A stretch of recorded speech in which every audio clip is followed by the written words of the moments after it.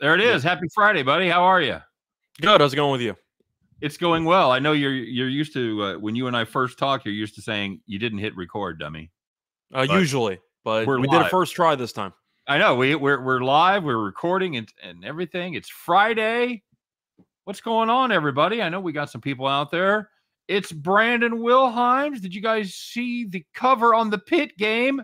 Yeah, I did. Of course, I had the over in that game, so I had already pretty much lost interest. But yeah, unbelievable. It's like the Lord said, let there be rain so Pitt can cover. And that's exactly what happened.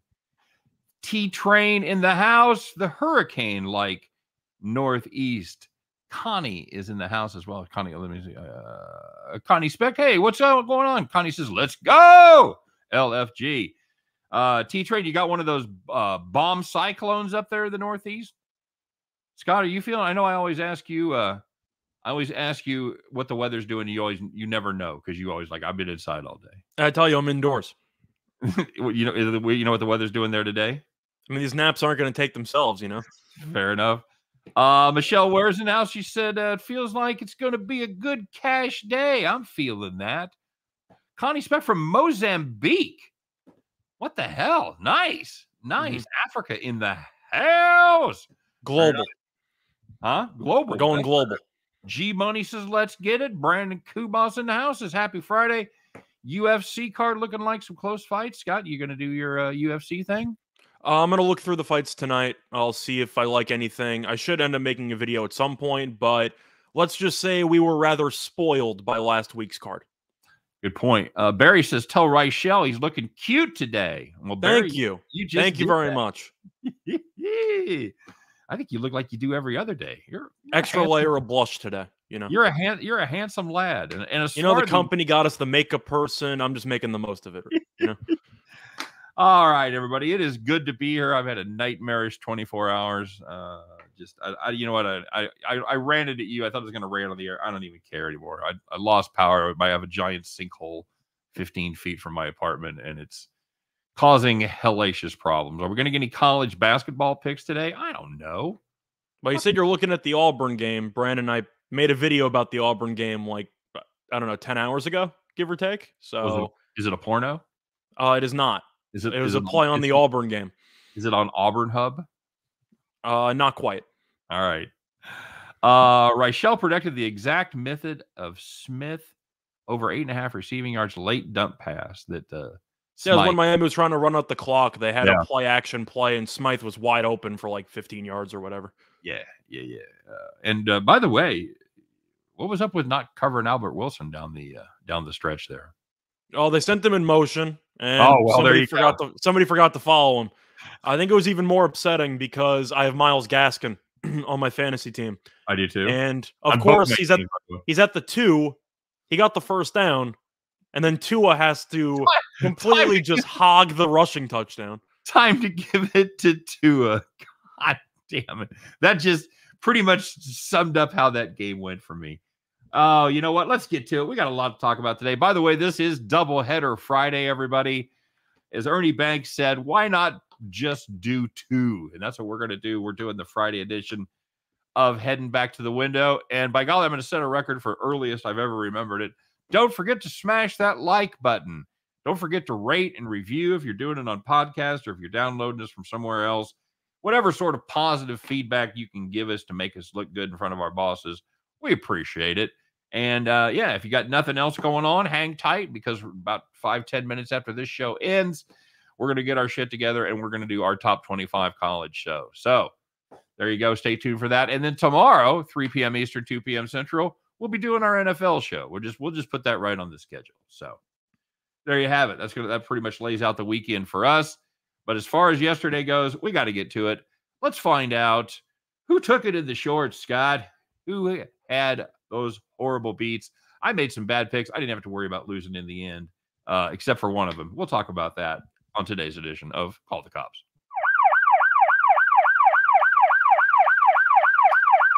All right, Scott. Well, here is one. Ask and ye shall receive. I believe this was mentioned earlier already, and this is going to be the North Carolina Pitt game. And if you had North Carolina plus 6.5, you got to see them mount that furious comeback in the second half as Pitt scored how many points in the third and fourth quarter, Scott? Not many. I believe it was 0. I believe it was 0. That is correct. And that makes it tough to hit a fucking over. I'll tell you that much. But I digress because Pitt trailed by 3 points with, with 112. North Carolina trailed by 3. Sorry, with 112 left in the fourth quarter. It's first and goal at the 2-yard line. Settled for the field goal. Even turn it over on downs. Anything but the field goal and you win. Yeah, that's not good. Fumble the ball, interception, whatever. They did none of that. They kicked the field goal. The only thing you couldn't stand because the game goes into overtime. Funny shit happens in overtime, even with 6.5 points. Scott, you think in overtime, maybe you win by a field goal, maybe a 2-point conversion. You still got a chance, right? Nope. North Carolina did exactly, Pitt did exactly what you were afraid of. Scored a touchdown the first possession and then held North Carolina as Sam Howell tried to throw a 4th and 12 pass into a howling rainstorm, if you will. That's welcome to Bad Pun Friday. North Carolina loses by 7. Sheesh. Call the cops. And if you had hockey, if you had the Flames and Canadiens under 5.5 goals, you had 5 goals with less than 1 minute to go. Montreal's up 1. You know where this is going. Pull the goalie. 6 seconds left. Montreal empty netter. Game landed 6. Empty net, empty bet. Can I make that a thing? That should be on a t-shirt. Can I make that a hashtag, Scott? Yeah. Am I hashtagging right? I don't know if it's a hashtag, but it belongs on a shirt. Fair enough. All right, guys. And the last one, this is going to be kind of a little root because there's going to be some other ones attached to this. But if you had Lamar Jackson to really fucking do anything last night, you were disappointed. Except if you had Lamar Jackson to throw an interception, you were in good shape. But if you had him to throw no interception, you thought you were going to win that bet because there's 43 seconds left in the game. They got the ball at the 12-yard line. It's 3rd and goal. They had a penalty, blah, blah, blah. For God's sakes, just run the ball into the end zone, throw a little quick out, anything. No. Why don't you throw it into triple coverage and just finish the game off with an interception? How about that? If you had Lamar Jackson, no interception. Oh, Jesus. So close. But you were just 43 seconds away. It's time to call the cops. And for my personal play of the day, I had the rushing attempts over 9.5. How many did he have? He had 9. I think it closed at 10.5. I saw it go to like 150 at 9.5 on DraftKings, and I saw some books have 10.5. The play before that, he threw it to Andrews in triple coverage. He escapes the pocket. He's rolling up. You see he has 4 free yards with no defenders near him, and he could get out of bounds. He's maybe half a yard behind the line of scrimmage. I thought he might accidentally cross the line of scrimmage. No, let's throw it into triple coverage. He was right there. I was so damn close to getting it, but I didn't get it. It is what it is. Well, let me tell you a little story about how I don't give a shit whether Lamar Jackson ran that ball or not, because what he needed to do was throw a pass for 2 more yards, because I had as my play of the day, Scott, Lamar Jackson over 239.5 yards passing. Now, I'll be the first to admit we had no business to be in a position to win this bet whatsoever, but because Baltimore was behind for most of the second half, Lamar Jackson ended up throwing, sitting at 238, the ball on the 12-yard line. For God's sakes, just throw something. He was under pressure. He threw that against the grain. I think he tried to hit Andrews there on second down. It was just a terrible wounded duck pass, and that was our last shot as he throws the interception on 3rd. Holy shit. Just call the cops and tell them to stay. Everybody took it in the rump because of Lamar Jackson. Good grief. I still don't understand. Your team has 3 points in the first 3 quarters. How does Lamar only have 6 carries and 1 was a kneel down? What other offense do you have? You can't throw the ball. You've been trying these stupid wide receiver screen passes for 3 quarters. Maybe you should try a QB draw, something. The guy who had 120 rushing yards last week maybe should run the ball more than 9 times. What do you think?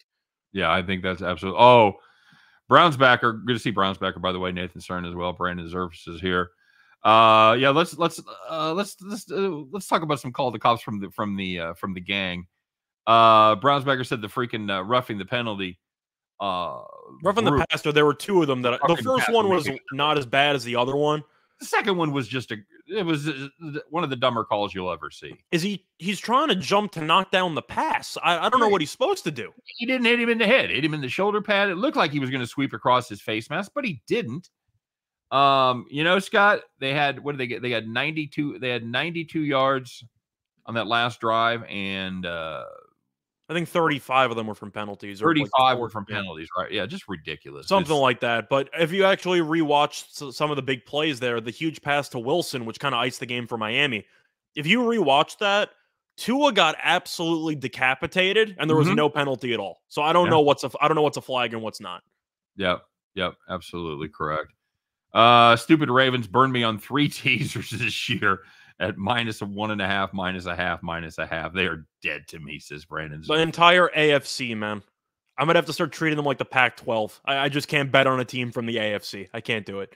Agreed. All right, let's find out the good news, because we've certainly got a lot of people in the call the cops boat here with the Baltimore Ravens. But Scott, maybe there was some good news out there. Maybe this was you.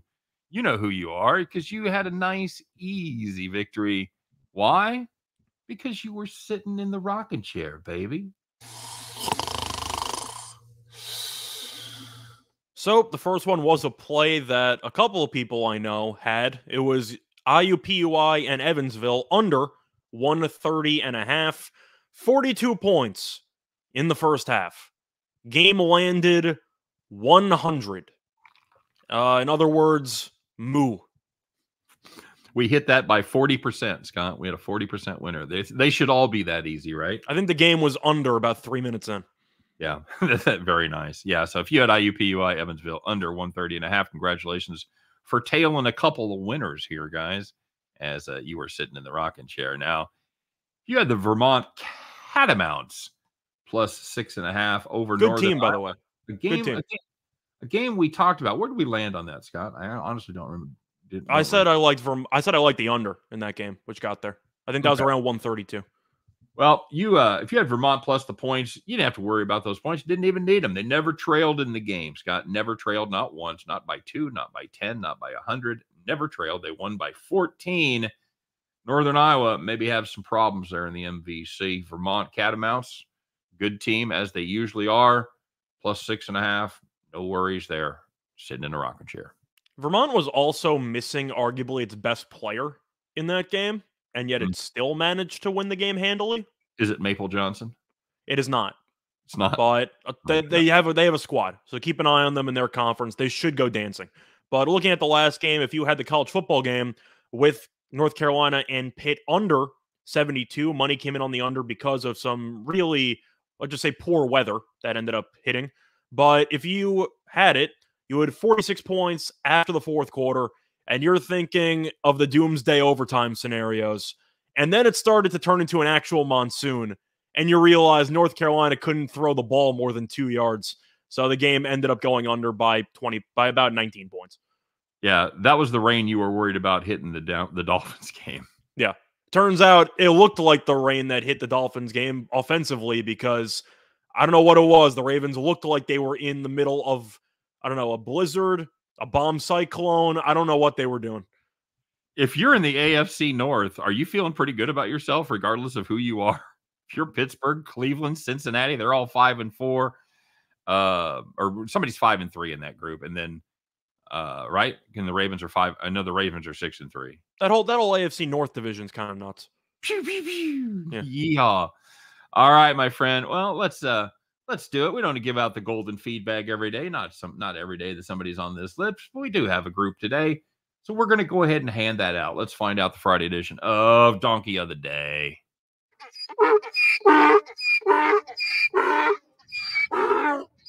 Hey, Scott, do you watch Dancing with the Stars? I do not. That is not a surprise to me. My wife likes it, and I will occasionally watch the show while I'm doing some work, watching the football game on my other screens. But I have Suni Lee on Dancing with the Stars this year, Olympic gold medalist from the last Olympics. A cute little girl, fine young lady. I don't know, whatever I can say that's not offensive. I've probably already gone over the line, but anyway, she's seems to be a fine human being. She had some problems in Los Angeles yesterday. Scott, what were those problems? Well, it wasn't yesterday. I believe it was last month, but she I'm went sorry. public about it. She was the victim of a racist attack where somebody drove up next to her car, cursed her out using racial slurs, and then sprayed her with pepper spray and then drove away. What is wrong with people? What? First of all, I don't know if you've ever been to Los Angeles or not, but if you're going to like get mad at every time you see an Asian person, There's a lot of Asian people in California. you're going to be pissed off a lot. That's all I'm saying to you. It's a very diverse place, is Los Angeles, California. So I don't know how you live in Los Angeles and are that virulently racist. You're angry all the time. That's all I can tell you, is you're just always pissed off. Yeah, I don't get it, Scott. This is the 21st century. I mean, let's make no mistake. There's no century where that would have been a cool thing to do. But as the awareness and the peer pressure and social acceptability of that kind of shit just goes down and down and down. I don't know. I don't know who does it. I don't know who has a group of friends that think that way. I mean, obviously, there's pockets of racism. You know, you can't say it's the South. It's everywhere. You could find racist people and their families and shit. But We talked about this internationally, involving the UK soccer players who were the victim of the Facebook live rant. There's a lot of stupid people out there, and our version of Donkey of the Day usually is some kind of lighthearted, type of joke. But every now and then we got to put some people on blast. That guy's a moron. Yep. And we had two bad choices today. We had two really heavy choices, because the other one we talked about was Henry Ruggs' attorneys for claiming the reason that he's being charged with the crime is the felony DUI murder thing causing a death. Yeah, it's definitely not a good look for the attorneys, but they're also getting paid, so they kind of have to make a terrible argument to try to, and they're making do something for their client. And why did the woman die, Scott? It wasn't because Henry Ruggs hit her with his car going 156 miles an hour. Why did she die? Because her car turned into an involuntary stunt car for Fast and Furious. And it was 600 plus feet in the air. But the attorneys are claiming the real problem is the firefighters a little bit slow getting to her. Mm-hmm. They took too long. Jesus Christ. Are you saying the firefighter should have been driving as well at 156 miles per hour? Is that the argument?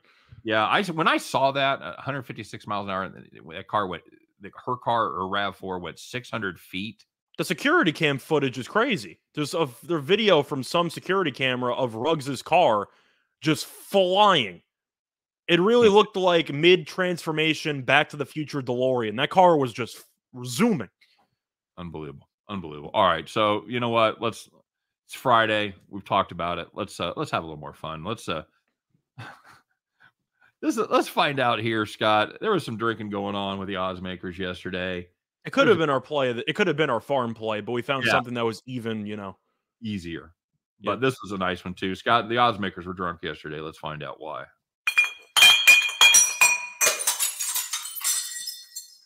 Take it away, sir. So we're looking at a matchup between Kennesaw State and Creighton. Creighton, we know, usually very high scoring team, a lot of three-point shooting. They're usually very, very good in Omaha. However, they lost pretty much every starter they had from last year's team, and Creighton is in the middle of let's just say a half rebuilding year. They're not really as strong as they were supposed to be. However, the total in this game, because of Creighton's reputation, was 148.5, because you're assuming Creighton will score 80-something points, they'll coast defensively, and the game might go over. Neither half in this game had more than 49 points combined, and the game landed 95. The game went under by 53.5 points. Brutal. I think there's some under money to be had in college basketball right now. Nathan Cerna said, yeah, like the firefighter told Ruggs to drive 150 miles an hour. Yeah, no shit. So yeah, that's that Creighton team, Scott, they had to replace everybody. They replaced all 5 starters. I know they struggled their first time out. If it's a red flag that you're not close to covering against Pine Bluff, then you have some problems. Right, they were actually behind for some of that game to Pine Bluff, and Mhm. Pine Bluff again, one of our favorite fades. So, yeah, keep an eye on that Creighton team. They may be fadeable for a while because a lot of times, it's kind of like the Yankees. We talk about the Yankees effect or the Cowboys effect or something like that, where a lot of people just bet on them because of the name. That's true with Creighton as well. And Especially out of conference, because you're used to seeing them score 95 points out right, of conference play. right, absolutely correct, absolutely correct. So. All right, well, let's talk about some games, man. We got a full slate, and I know we like to have some fun, but we also like to get to handicapping some games. So let's start it off. Well, I will go easy. We got a couple football games tonight, Scott. Cincinnati tries to get back on track, and I say that they're still undefeated, but they haven't looked great last few weeks as they head down to Miami, take on South Florida. Cincinnati 23.5 point favorites. That number has pretty much stuck. There's a little bit of Cincinnati. A couple of books have started to roll it up to 24, but it's pretty much 23.5 market wide. 59 is the total there. So I like the over. I you don't know like how I'm not supposed to. you like the over in that situation? I kind of have to. Cincinnati's defense, which was the calling card, struggled against Navy, but you can make an argument it's a unique offense. Maybe they'll look better against other weak teams. Right. Tulsa moved the ball on them. They had 2 shots there to score on the goal line. Or not even 2 shots. It was basically 8 shots. Two separate Two series. separate shots of 4 to Yeah. score there. So they could have had 26, 28 points there.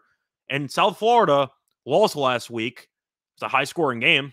That game combined for 90-something points. South Florida scored 40-something. I like the over because I know South Florida's defense is not very good.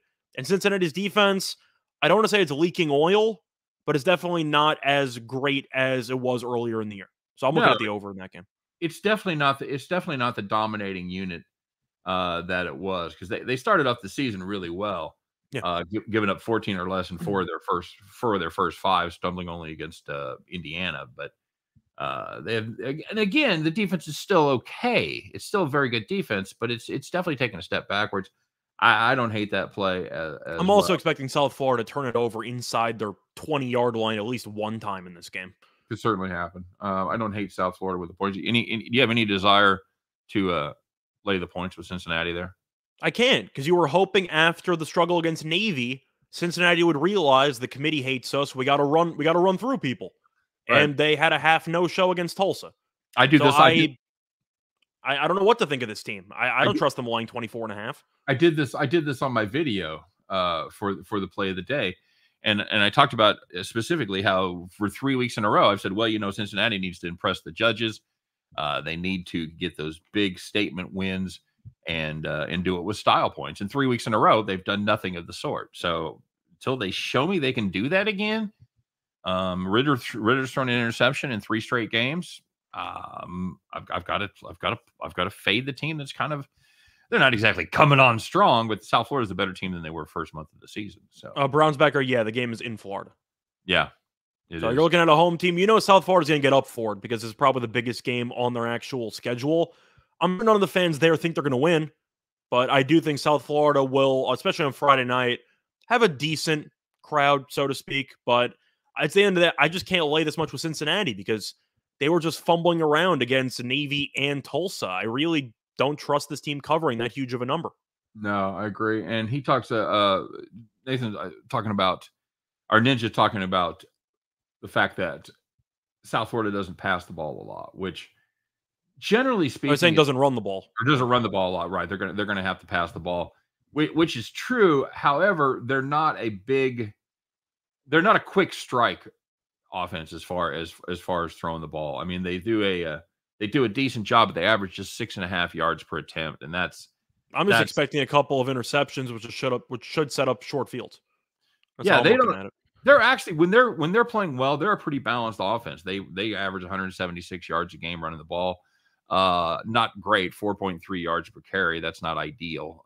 Not awful, but not good. I would call that slightly below average. So I think they're going to try to run the ball because I think you've got to keep the ball out of Ritter's hands, right? I think you have to, but truth is, Ritter is a quarterback that I noticed midway through the year. I think it was the Tulane game. He's supposed to be arguably a first-round, second-round quarterback, mostly because of how weak the quarterback class is this year. I don't think he's very good at throwing the ball. I think that he's fine for an athleticism perspective. If you ever watched him try to throw the ball more than 20 yards, it's not pretty. Not pretty at all. They're talking about the Pelicans OKC game, which is a game that we really liked OKC a lot in that spot last night. Well, the Pelicans I've hated on all year long. I tried the one bold play there, which didn't work out, where I backed them. Never again. Truth is, I don't know if you can even go near the Pelicans until Ingram, I don't know, looks, or even just, first of all, plays. Second of all, has a solid couple performances in a row, because without him, this team can't score and they can't guard anybody. Magellan Sports is Pelicans' worst team in the NBA. I can't They argue. had one win. They shouldn't be. If you look at it on paper, they shouldn't be, but I can't argue with that. Yeah, one win. I thought going into the year they would finish with around 30 wins. Their win total was 38. I thought they finished with 30 and just call it a day. But we talked about it the other day, where we don't know if Zion would even bother coming back if they are potentially 3-25. Yeah, agreed. All right, we got another football game before we move on to the NBA. We got Wyoming and Boise State, Mountain West battle there. You know, this was a Wyoming team, Scott, that looked absolutely like they were going to be left for dead. They really had done nothing. In fact, all it took, you know what it took, don't you? It took me fading them. I was going to say Colorado State's run defense, but that works too. That's really well. And the Colorado State run defense hadn't been awful, but my God, they saved it all up for last week, as Wyoming gashed them for 385 yards, about 7 yards a carry.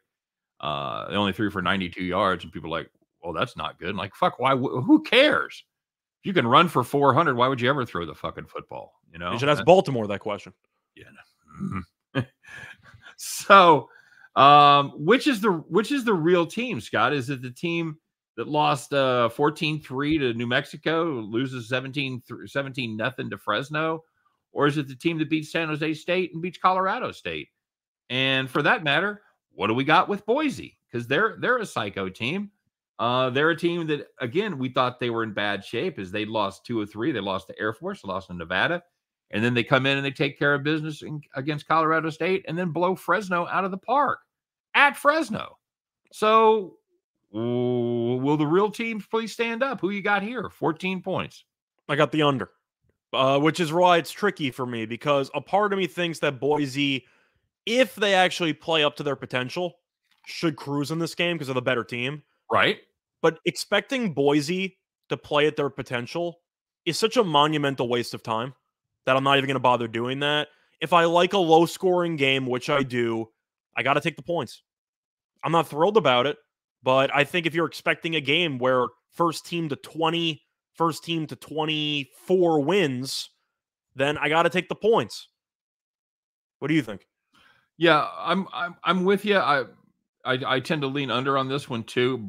Broncos defense, for all their problems, the defense really hasn't been the problem. They've given up 20.2 points per game in conference play. The issue is that Boise can't run the ball, and Bachmeier is really not that good.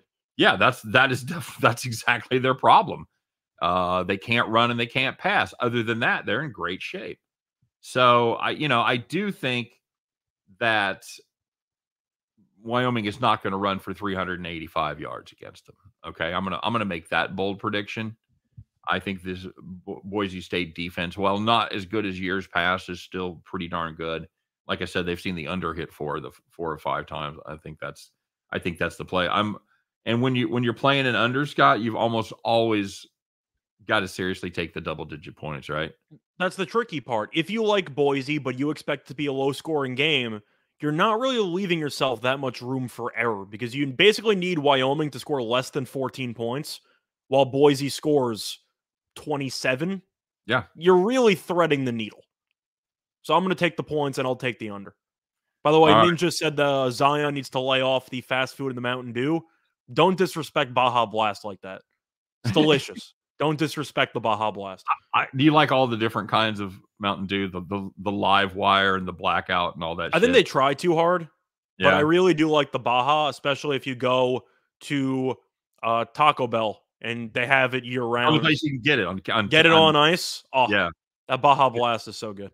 I do the same thing. Magellan Sports says Wyoming going to eat good tonight on the Smurf turf. Mm-hmm. I don't doubt it. I don't know if they eat I don't know if they feast, but I think they have enough snacks to keep them close. I agree. Mountain West is a defensive conference. Yeah, agree. Baja Blast, It's bounce back. Right. delicious. I think he's behind us. Yeah, Mm. absolutely.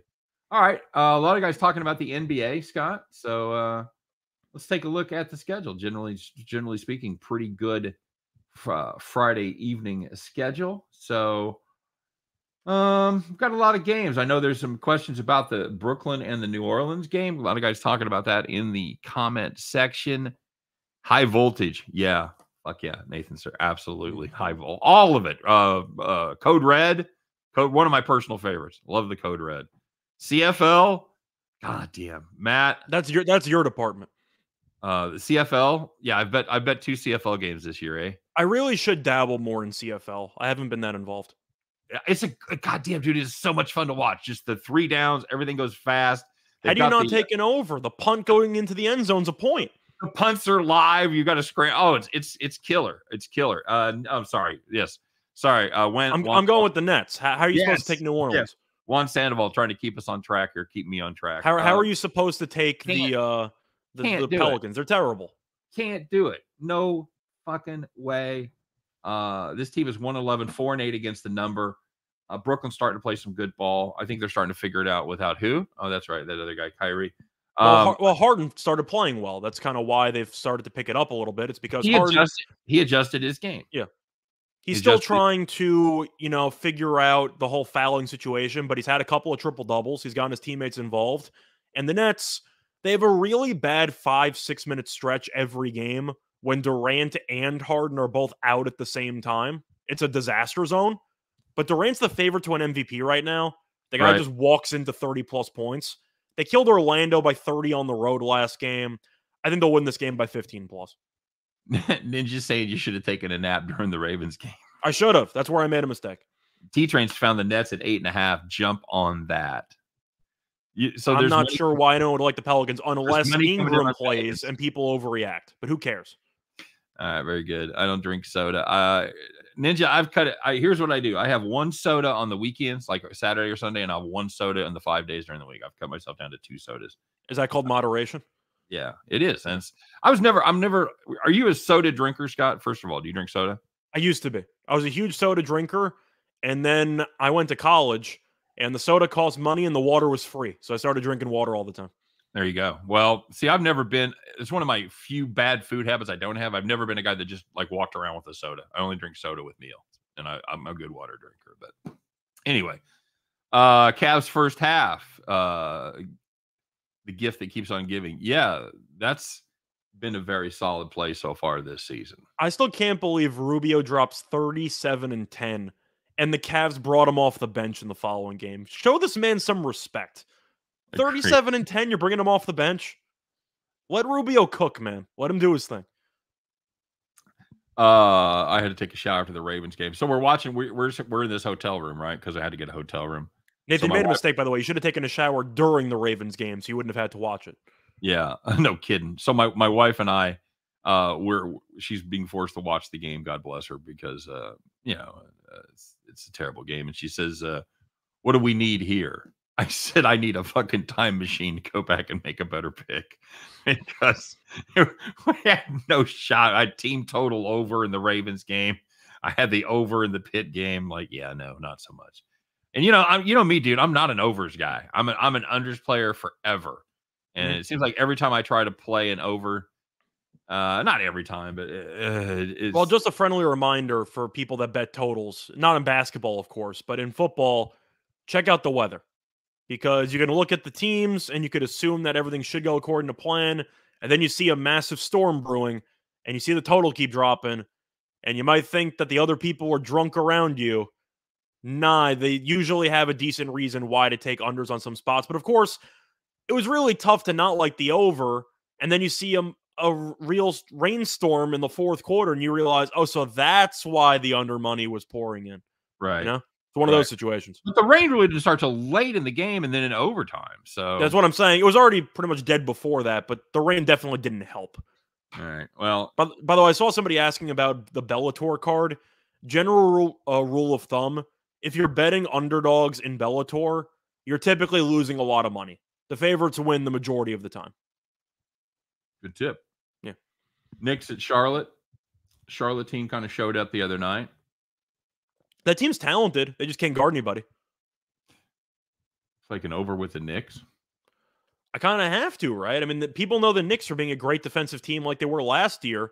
They have a bottom 10 defense in the league this year. And some of it was because of some regression, because people were expecting the Knicks to duplicate that performance, but they left a lot of wide open 3-point shooters last year, Right. and a lot of the shots didn't go in. This year, the shots are going in, so their defense looks underwhelming now. I like the over because I'm expecting a lot of open guys on both sides of the ball. I think you'll see that game be pretty high scoring. Suns over Grizzlies. I like that Suns team a lot. I would monitor the status of Ayton and company because I know Ayton didn't play last game. Kaminsky went nuts as a result. But wait and see if Ayton's going to play or not. I do think that's important. Okay. You seen any others roll across that we want to talk about? Let me see. Anything else to get you? We got a couple minutes left here. I was going to say this team stinks, but do you want to lay 6.5 with Portland against Houston? I really don't. Oh God. I'll pass. I like the over in the Lakers-Minnesota game. Okay. All right. I think that total's too low. Both teams don't play much defense. We know the Lakers like to play up tempo with Westbrook dribbling it up court, etc. Davis has been great. We saw Edwards had 46 points against the Jazz last game. I think that total's too low. Give me the over. Ninja said he watched the game with his friends. We decided to play Let's Take a Shot when the Ravens have the ball and don't score. Spoiler alert, I'm hungover as fuck. Oh, good times indeed. Anything from the rinks, buddy? We got a pretty short schedule tonight. Oilers puck line over Buffalo. God, I hate that Sabres team so much. I would probably look for Edmonton in regulation. Okay. The puck line, I think. I'm used to the other sports and not playing the regulation, but yeah, that usually is. So you're laying minus 170. You could probably find that around minus 120, minus 110. Okay. All right. Solid. Give or take, which I do think has some value to it. Okay. Besides that, I think you got to look for Chicago puck line. I know Chicago's not a good team, but we talk about Arizona every time they play. Played the Wild the other day, got killed. Same story, different day. I'll take Chicago. Okay. Very good. Also took Lamar over 239.5 yards. Maybe Hollywood Brown stops dropping the ball. Mm-hmm. Oh, so much in that game. God. Yeah. All right. Oilers money line. Yeah, that's I see somebody asking about San Diego State against BYU tonight. I really like that San Diego State team. The team's good. Of course, they screwed me in the tournament because they couldn't hit a shot in about 10 minutes against Syracuse. But I do like that San Diego State team. Defensively, they bring it every year. BYU, usually not a great defensive team. I do think that is probably the best team in their conference in the Mountain West. I don't mind San Diego State there. Maybe getting the job done. Okay. All right. Solid. What else we got? Well, we do have some college games tonight. By the way, I want to do a quick shout out. We didn't do Gambling of the Hero because I forgot, but I want to give a shout out to JP Mormon II for that 75-footer to win the game against Arizona State. That could have been called the Cobb's gambling hero right there. I forgot about that, but shout out to Mormon because he hit a 75-footer to beat Arizona State in Arizona State. Shout out to him. I think Aztecs are top 10 material. I don't disagree with that. I learned last year, never bet the Mountain West in the actual NCAA tournament. But before that, they'll be really good. Yeah, very, very good. Scott, I got a sneaky one here. I like this Cal Davis team over Eastern Washington laying 6.5. We saw Eastern Washington last time out, and they were okay. I said I liked the over in that game against Nevada. They gave up 91 points. Yeah, they ended up giving up 91 points. This is a Cal Davis team had a big upset last year. And I can't remember who it was, but you probably do. You remember who they beat? UC Davis? Yeah, I don't recall that. All right, good chat. Sorry. But anyway, they beat what generally speaking is a pretty good Utah State team. They went out and took care of business at Utah State in their first game. So I like them coming back home, taking on this Eastern Washington team that played Nevada tough. They covered the number, but I think they I don't think they travel all that well in this spot. So I'll take Davis there. I'm potentially looking at the total there, which I think is very tricky because UC Davis is actually a little bit of a slow team, while Eastern Washington is full steam ahead. So I think that you can probably find out in the first 5 minutes for a live total who's going to dictate the pace.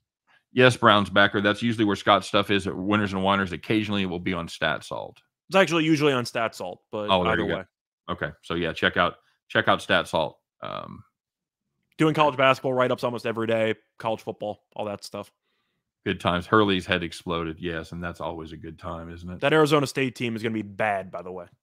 They were disappointing last year, and I got off of them early. I think I wrote. Well, they lost Martin. They lost Christopher. They weren't good to begin with. Not good. Little Sisters of the Poor tonight, a.k.a. Incarnate Word. Oh, yeah, the IW. Playing against Baylor? IW in the house tonight against Baylor, Scott. 35.5. It's tough because Baylor, we know that they're still a good team. They lost so many great players from last year's team, man. Where you're assuming they're going to retool and they're still going to be really good. I'm going to pump the brakes on a couple of teams that I know lost a lot of key personnel. If you want to take Baylor, that's fine, because Incarnate Word could have 7-year players. It still wouldn't be any good. But I'm going to pump the brakes on Baylor and see how they look following their ridiculous roster last year. I'll tell you a team I won't pump the brakes on tonight, and that's Iowa over UMKC. This UMKC team, we talked about them yesterday. They're a terrible team. They're a year in, year out. They are a very, very bad team. And I think 19.5, even for this Iowa team, obviously they lost Luka Garza and a couple other pieces, but still How is Bohannon still there? It's been 45 years. Yeah. How has he been there? Kansas team total over 80.5. Yeah. It really comes down to how much does Kansas care about rubbing it in late. Well, Kansas is a team that's going to beat you with. They're going to play. They're going to play defense. Iowa. I think Iowa. Who's Kentucky play tonight, buddy? They play Robert Morris, I believe. I'm more likely to lean to Iowa because bingo. You know Iowa after scoring about 100 in the opener. I like the over in that game. Total is about 140. I actually wrote an article about that. If you think Iowa just walks into 90 points, I don't know how this game's going under. Loyola, Maryland in 10 minutes, Scott. It's time for a snap cap. You got one? These guys everybody's waiting. Against South Carolina State. I know South Carolina State's typically a terrible basketball team, but if you're trying to get a last-minute bet in for 15 minutes, do it. Go to a meeting. No, but actually, lay the 10. I'll lay the wood. Let's have some fun. Let's lay the wood. Absolutely. You want some action here? Put that bet down. You can watch that game as you listen to our college football show.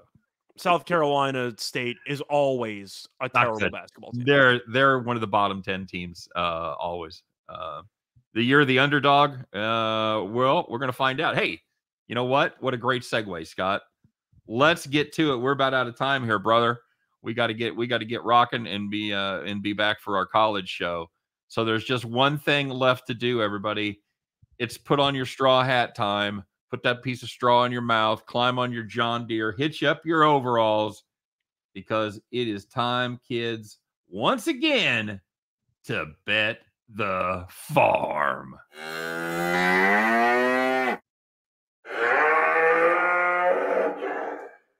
All right, Skeeter, we did have a bet the farm play yesterday that I revealed to the world. How did it do?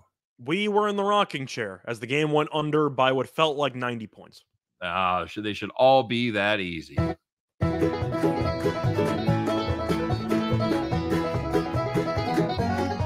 Yeehaw! We need to rehearse that, don't we? I don't know if we're doing it. I let that be your thing, you know?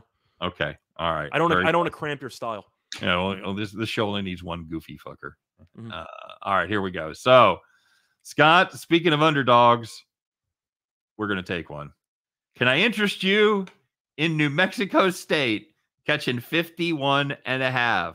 Oh, my God, that seems like a lot of points. Who are they playing? Alabama?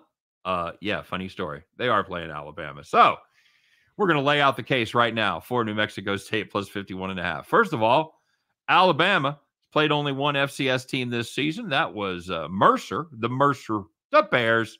They beat them by 34, Scott. 34, that's not good. New Mexico State, You're used to them being a terrible team. And you know what? They are, but they're starting to score a few points because they've scored at least 21 points in 6 of their last 7 games. Scott, if they get to 21 against Alabama, we're rock solid. Would you agree with that? Truth is, if they get to 10, you might be fine because that would imply Alabama scoring 60. I think you're absolutely right. And New Mexico State, they've averaged 27.8 points per game over their last 7. Now, obviously, they haven't faced anybody like Alabama, but you know what? They've got some skills. They can put the ball in the end zone. And in 2019, these two teams played, because I know you're going to look it up because you're vigilant cappers like that. And you're going to find this game and you're going to say, wait a minute, fucker. Alabama just covered this spread 2 years ago as they beat the Aggies 62-10. However, the Aggies drove the ball 70 yards to end the game, 7.5 minutes. They had the ball first and goal at the 2-yard line and couldn't get it in. This year, I think they punch it in, Scott. Give me that backdoor cover. I don't give a shit. I'll go in the back door.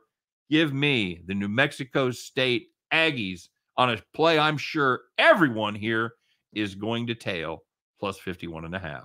Plus, that team that won by 52, that Tua team, significantly better than this year's Alabama team. A little better team. Little better team than this team. So that's I know it's going to be intimidating in the first half. Bama will probably be up 35, if not 40, in the first half. Don't panic. Don't panic. They pull everybody. It's fine. I think New Mexico State can keep it close second half alone. Bama's going to open up a huge lead, take a nap, focus on conference games on the horizon. But I do think 51.5 is a lot of points. You look at Saban's numbers, laying 50-plus points. They're not very good ATS. Pound that live 56 and 58. Pound it. That's what I'm saying to you when they go down 35-0 midway through the second quarter. Do not panic. Everything will be fine. All right, so there you go. Hey, we'll be back in just a few minutes to talk about this game a little bit more and a lot of other games as we have our as we do our little thing, as we do each and every Friday, where we lay out our best college plays from the top 25. But that's going to put a wrap on it for the Bet the Farm. That's going to put a wrap on it for the show. That's going to put a wrap on it for this week. Scott, having a blast, man. I really, really am. I'm having a good time interacting with people. I'm sorry. I know there's tons of comments we don't get to. We're trying to get to them as many as we can. And yours truly is doing about 8 different things here. And you know my struggles with technology. So if I've missed anybody in the comment section, it's certainly no kind of a slight or anything like that. We appreciate all the comments, all the questions, all the plays that you guys put in there for each other. Best comment section on the internet. I'll stick by that. Scott, any final words? No, I'll see you again in 10 minutes. There you go. All right. You guys have a great day. Good luck on all your plays. Thanks for checking us out. Like I said, come back and see us here in about 10 minutes as we'll be running down the top 25. All right. Have a great weekend. Hey, man, let's go make some money. What do you say? Take care, everybody.